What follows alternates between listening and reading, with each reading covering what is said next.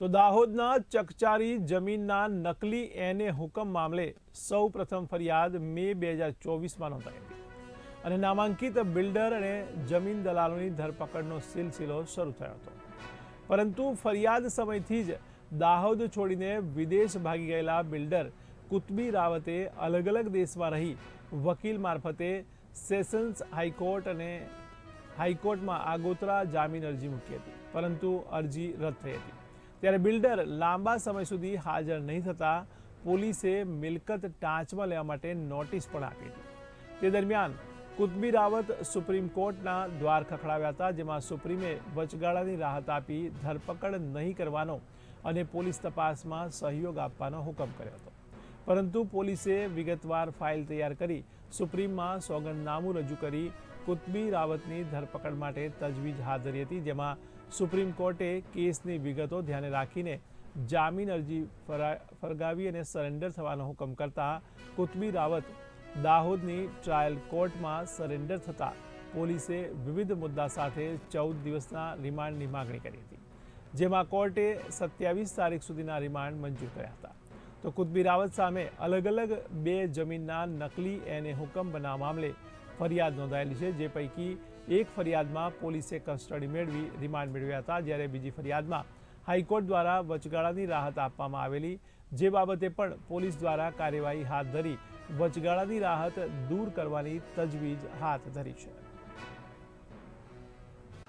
બનાવની હકીકત એ પ્રકારની છે કે મે 2024માં એસડીએમ શ્રી દ્વારા દાહોદના રળિયાતી ગામના સાંગા ફળિયામાં આવેલ જમીન રેવન્યુ સર્વે નંબર 376 પૈકી એક પૈકી 4 એ જમીનમાં એસડીએમ શ્રીના ખોટા બનાવટી હુકમ આધારે પ્લોટિંગ પાડી જમીન લોકોને વેચી આર્થિક લાભ મેળવી સરકારને નુકસાન કરવા લગતનો કેસ દાખલ થયો હતો. જે અન્વયે આરોપી કુતબુદ્દીન નુરુદ્દીન રાવત જેઓ બનાવ બન્યો એફઆઈઆર દાખલ થઈ તે વખતે વિદેશમાં હતા અને ત્યારબાદ તેઓને જાણ થતાં તેઓ ત્યાંથી બારોબાર અન્ય દેશમાં જતા રહેલા હતા અને તેઓએ નામદાર સેશન્સ કોર્ટમાં આગોતરા જામીન અરજી મૂકી હતી. જામીન અરજી નામદાર સેશન્સ કોર્ટ દ્વારા રિજેક્ટ થતાં તેઓએ નામદાર હાઈકોર્ટમાં પણ જામીન અરજી કરી હતી.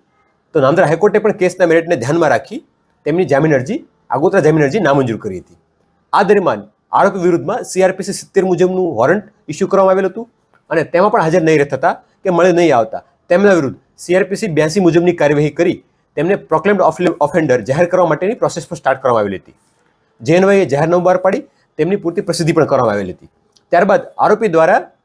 નામદાર હાઈકોર્ટના આગોતરા જામીન નામંજૂર કરવાના હુકમ સામે નામદાર સુપ્રીમ કોર્ટમાં અરજી કરી હતી અને સુપ્રીમ કોર્ટમાં તેમને પ્રથમ તારીખની અંદર અટક નહીં કરવા માટે વચગાળાની રાહત આપવામાં આવી હતી. જે બાદ પોલીસ દ્વારા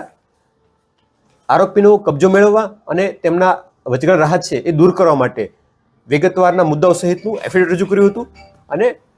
નામદાર સુપ્રીમ કોર્ટમાં એ બાબતે રજૂઆત કરવામાં આવી હતી. એ તમામ રજૂઆતને ધ્યાનમાં લઈ નામદાર સુપ્રીમ કોર્ટ દ્વારા જે આગોતરા જામીન અરજી અન્વયે રાહત આપી હતી એ રાહતને દૂર કરી તેમની આગોતરા જામીન અરજી મેરિટના આધારે ડિસમિસ કરવામાં આવેલી છે